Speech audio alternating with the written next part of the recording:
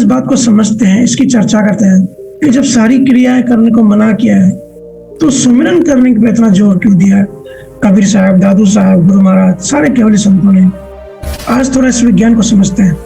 हालांकि डिस्चार्ज ज्ञान वाले भी यही कहते हैं कि क्रिया की जरूरत नहीं है, तो वो अक्सर यही कहते हैं कि सुमिरन भी क्रिया है, उसको छोड़ दो, ध्यान मत करो, पर आप उनको उनके हाल पर छोड़ दो।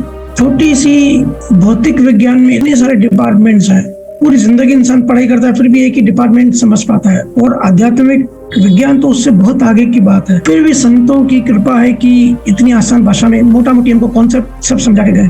जितने भी ऋषि मुनि केवल ज्ञानी हुए, तीर्थंकर हुए, तो समझ बढ़ानी है।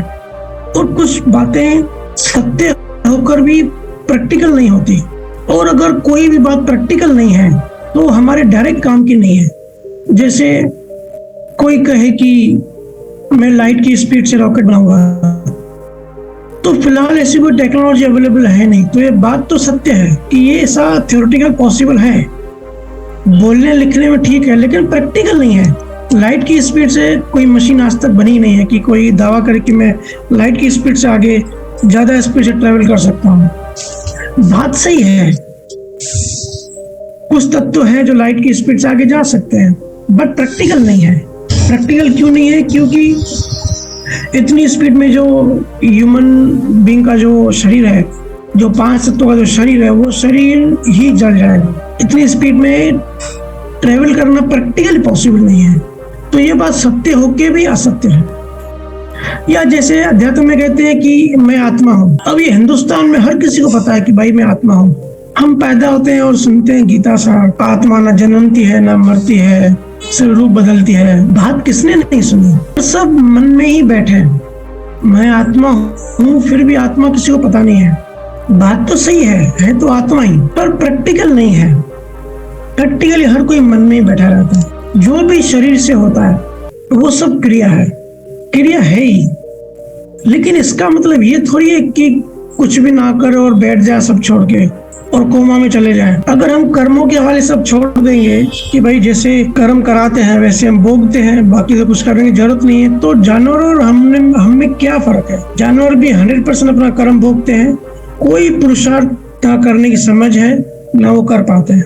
और हम भी अगर ऐसी सब छोड़ दें तो 100% अपन कर्म भोगते हुए पुरुषार्थ ना करें तो हम भी जानवर ही हैं। क्या डिफरेंस है? फिर तो अच्छा है कि कोमा में चले जाए।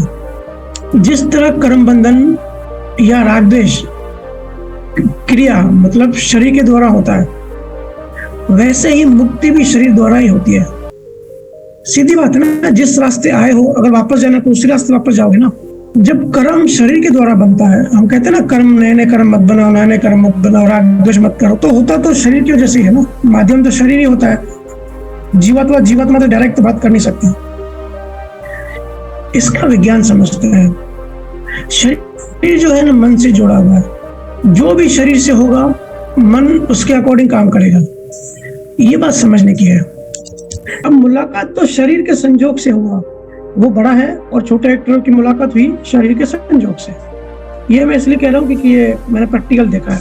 तो संजोग जो है वो शरीर का हुआ, पर इसका असर मन पे पड़ा और मन में अज्ञान है। ये सब फीलिंग्स आती तो अज्ञान से है, पर जो ट्रिगर होती है ना वो क्रिया की वजह से होती है। बाहर की जो क्रिया, बाहर की जो सिचुएशन, बाहर का संजोग होता है ना, वो ट्रिगर करता है। हमारे मन में सब कुछ है। हमारे मन में देवता भी है, शैतान भी है, अच्छाइयाँ भी है, बुराइयां भी है। हर चीज लाखों जन्मों से हमने संभाल के रखी है। लेकिन कौन सी चीज कब बाहर आएगी ये डिसाइड कैसे होता है? ये होता है ट्रिगर, जो बाहर क्रिया वैसे होती है।